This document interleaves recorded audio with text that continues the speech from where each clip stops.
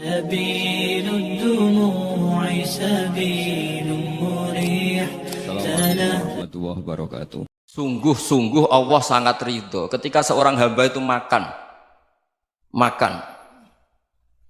ketika sesuap nasi dia muji Allah, ketika minum seteguk nasi dia muji Allah. Itu kalau orang diridhoni Allah itu wali betul. Itu untuk jadi wali itu gampang, kamu makan ridho, kamu nginjak buminya Allah ridho seneng, kamu hidup keseharian aman seneng. Nah ini supaya sampean kita semua ngaji betapa panduan Rasulullah untuk menggapai ridho Allah itu banyak yang keseharian sekali. Saking kesehariannya banyak dalam hadis dan itu sahih. Nabi menyebut hal-hal yang keseharian. Hatta ma tas'alu fi imra'atika, kamu punya uang kemudian istri kamu bisa makan itu ibadah. Bahkan sebagian ibadah itu dicontohkan Nabi yang akhirnya diprotes sahabat. Yaitu wa fi buti ahadikum sedekah, kamu menggauli istri kamu itu ya sedekah. Sampai sahabat bilang yang benar ya Rasulullah. Ayati ahaduna syahwatahu wa huwa lahu ajrun. Masa urusan biologis, urusan syahwat kemudian dia dapat pahala. Nabi menjawab, alai salawadu'aha fi haramin akana alaihi wisrun. Bagaimana kalau dia meletakkan ke yang tidak benar itu kan dosa.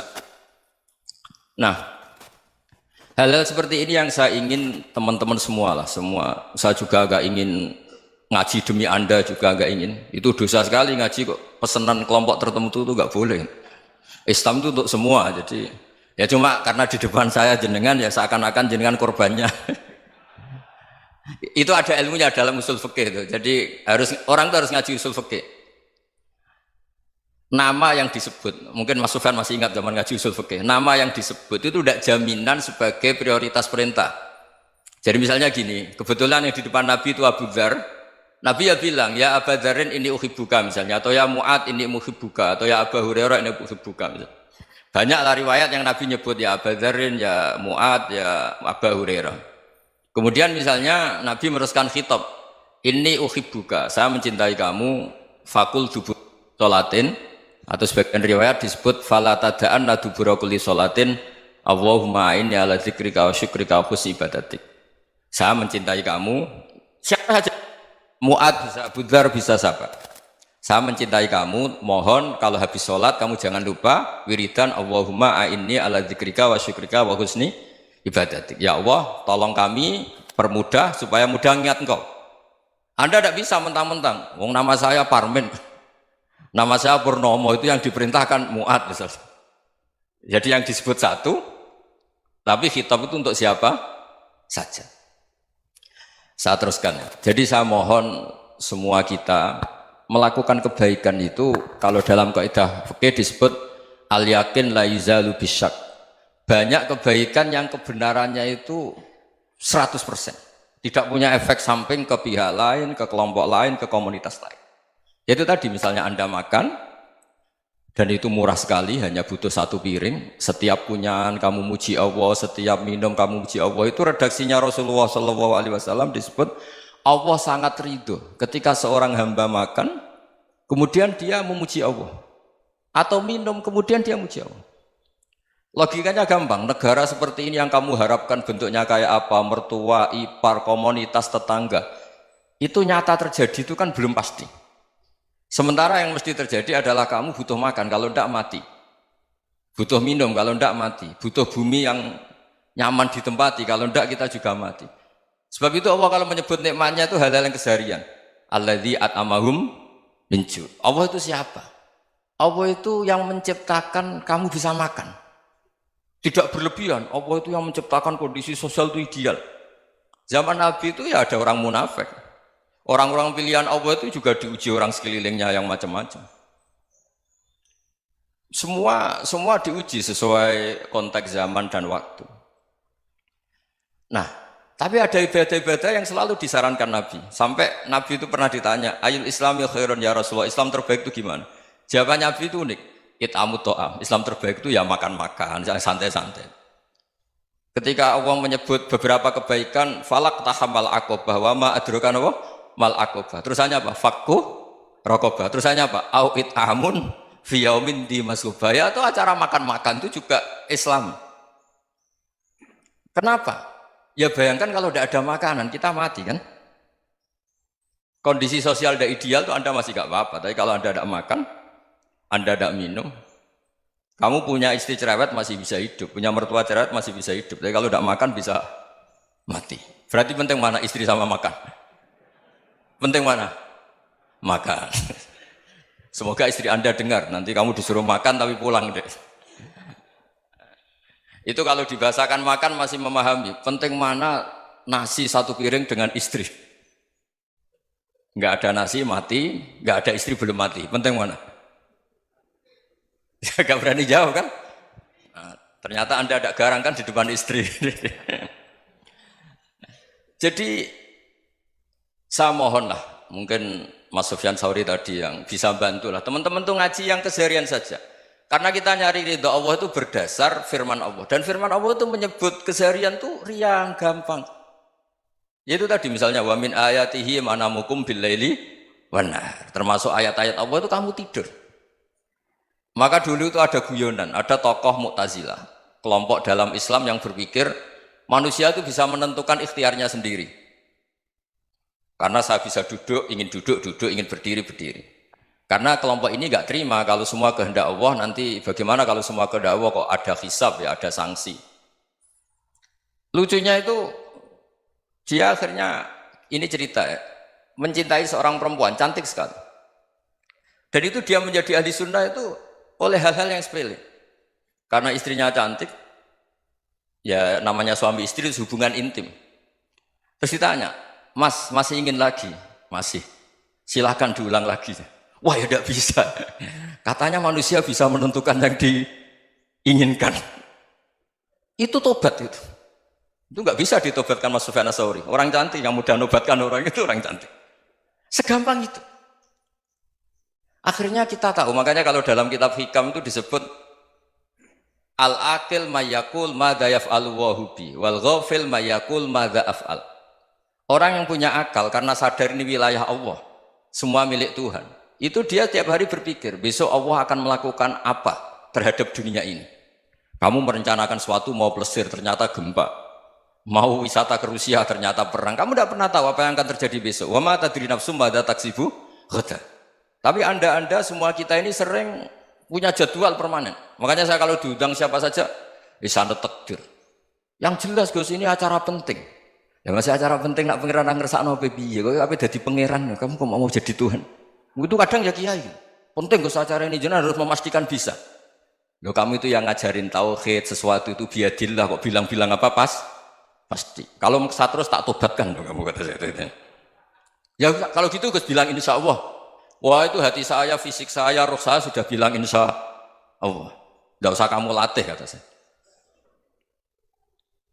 Nah hal-hal tauhid keseharian itu gampang sebetulnya. Wal ghafil yaqulu madza af'al. Tapi orang yang lupa Allah dia setiap hari bilang besok apa? Kita bisa melakukan apa? Seakan-akan dia itu aktor, dia penting, dia subjek permanen, dia. Padahal kita ini hanya objek kehendak Allah Subhanahu wa taala. Karena kita yakin sesuatu yang terjadi di alam raya ini kita tidak bisa apa-apa. Makanya saya sering ngaji, sering bilang saya. Ketika Anda mensifati Allah, dia yang menghidupkan. Sudah itu tanamkan, sehingga ketika kita mati, santai saja. Kenapa santai?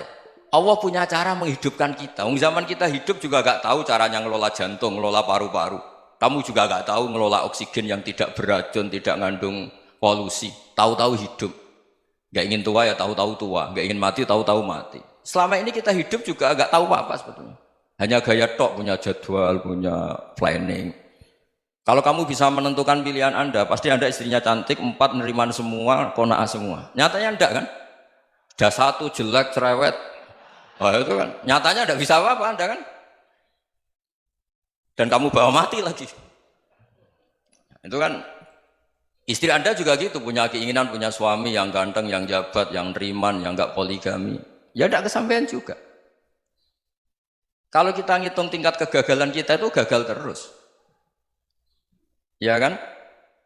Nah, terus ingat Allah, madza yaf'alu wa hubi. Orang yang punya akal selalu berpikir Allah itu menghendaki apa terhadap saya. Lalu sama-sama orang melihat orang yang serius. Itu kata Anda itu pemikir berat, serius. Senang punya tokoh yang mengutur karena kamu anggap serius. Tapi sebagian orang nganggap orang yang serius itu wong merengut, wong masam, wong muka kok ditekuk. Jadi sama itu hati ya muqallibal qulub tsabbit qalbi ala dini, karena kita nggak tahu cara berpikir kita tentang orang lain, tentang sekeliling kita.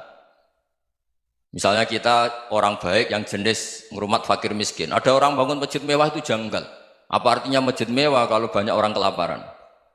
Tapi kalau yang jenis pendidikan apa artinya masjid mewah kalau tidak bisa ngaji? Nanti yang jenis infrastruktur apa artinya ini kalau semuanya punya sudut pandang yang berbeda-beda. Dan Islam mengapresiasi semua kebaikan.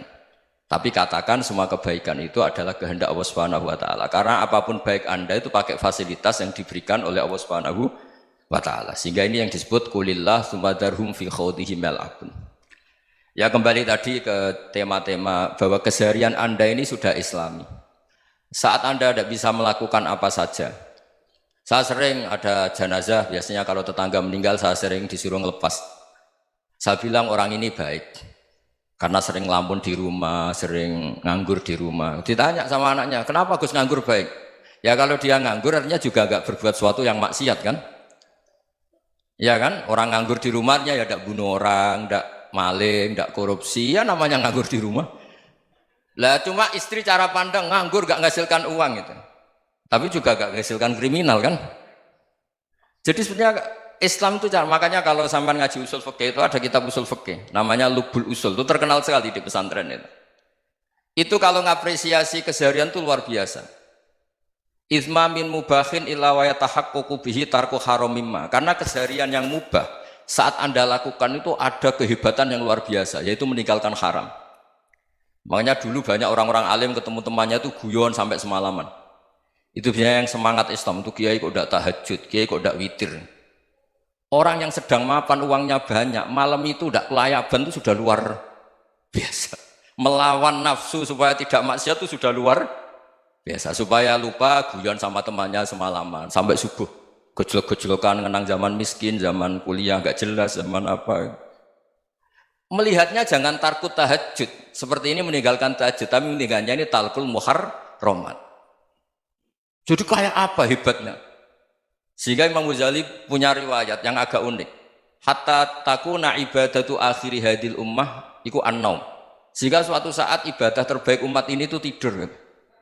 Itu kan riwayat kontroversi. Ketika Imam Ghazali tanya, kenapa iya? Kenapa kamu mulai keluar dari rumah itu sudah banyak maksiat, melihat perempuan yang enggak mahram, melihat fenomena. Tapi kalau kamu tidur itu enggak melihat apa-apa. Tapi juga kamu jangan nganggap tidur itu ibadah betul. Saatnya melakukan fardu ain malah masih tidur. Tapi itu sudut pandang yang menjadikan kita Islam itu gampang. Jadi saat Anda tidak bisa aktivitas apa-apa, misalnya ada beberapa orang yang lumpuh. Lumpuh itu memang enggak bisa Jumatan, enggak bisa ibadah, tapi dia juga enggak bisa maksiat.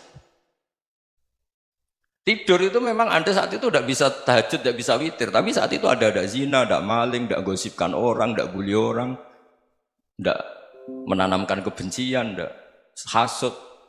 Sehingga tidur menurut Allah Ta'ala wa min ayatihi manamukum billaili apa? Wan-nahar. Karena di tidur itu selain ada unsur istirahat, jaga stamina, juga ada unsur meninggalkan beberapa keburukan. Nah saya mohon ibadah yang keseharian ini kita jaga supaya kita semua baca ayat itu fasih itu tertanam di hati. Allah itu siapa? Alladzi at'amahum min ju'i wa amanahum min khauf. Dan Allah kalau cerita di Quran itu anna sababnal ma'a sabba tsumma syaqqaqnal ardha wa syaqqa fa ambatna fiha habba wa inaba wa qadba wa zaituna wa nakhla wa hada'iqa hulba. Kamu tahu saya ini siapa kata Allah? Saya ini adalah Tuhan yang menurunkan air, kemudian ada tanaman banyak. Habba wa inaba wa qadba, ada zaitun, ada tin, kalau orang Jawa mungkin ada tela, ada padi, ada mangga, ada pisang. Sudah. Wa inaba wa zaituna wa nakhla wa hada'iqa hulba, ada perkebunan yang lebat. Tujuannya apa? Mata Allahkum, silahkan kamu pakai, kamu nikmati. Tapi karena kadang kita ini punya ide-ide besar. Tadi untuk syukur saja nunggu punya istri riman, rumah baik, tetangga baik, komunitas baik, semuanya baik baru syukur. Lama-lama nanti ada di surga, syukurnya nunggu surga paling kelas A. Itu sudah ada yang menghuni Rasulullah, kamu nggak boleh di situ. Masa untuk syukur saja repotnya, masya Allah. Jadi mohonlah Quran yang kalau Anda hafalkan juz amma itu kan ada ayat-ayat yang kayak tadi. Ya, fal yang dzuril insanu ila ta'ami. Coba lihat apa yang kamu makan ya? Dari mana? Dan untuk mempertahankan hidup kamu keseharian. Jadi jangan kira ibadah itu harus membentuk komunitas yang versi Anda. Ibadah itu harus yang hal yang mulu-mulu. Kesehariannya Anda alami. Loh ini saya tidak bikin-bikin. Saya ngaji bukan karena berdasar pesanan. Itu ayat yang saya baca kan betul ada ayatnya kan. Fal yang dzuril insanu ila ta'ami. Anna sobabnal ma'a sobba. Thumma syaqaqnal ardo syaqqa. Fa'ambasna fiha habba wa inabau wa qodba wa zaitunaw wa nakhla wa hadaika ghulba. Terusannya apa? Mata'al lakum. Silakan kamu nikmati. Mata itu silakan kamu nikmati. Ya kayak sampean dikasih hidangan ya makan. Ya sudah makan. Habis makan ya minum. Habis itu ngantuk ya tidur. Ya sudah normal-normal saja. Kayak apa indahnya Islam. Tapi Anda mencari Islam yang gimana lagi? Nah itu yang diajarkan guru-guru kita, diajarkan sanad kita sampai Wali Songo, sampai Rasulullah SAW. Bahwa pada akhirnya ada jihad, ada perang. Itu dulu memang perang, bukan membunuh. Beda. Dulu kita dijajah Belanda ya perang, dan itu normal karena kita dijajah. Jadi ketika orang lain ingin baik sama kita, wa in ahadum minal musyrikin astajaruka ya fajirhu hatta yasma'a kalam Allah. Kalau mereka ingin baik ya kita baik. Makanya ada istilah musta'man, mu'ahad. Kalau mereka ingin damai, berdampingan dengan kemajmukan ya itu yang lebih baik. Karena memang Islam menghormati proses perdamaian. Wa in janahu nawal lisalmi ya fajnah lah. Kalau ingin damai ya kita harus damai. سبيل الدموع سبيل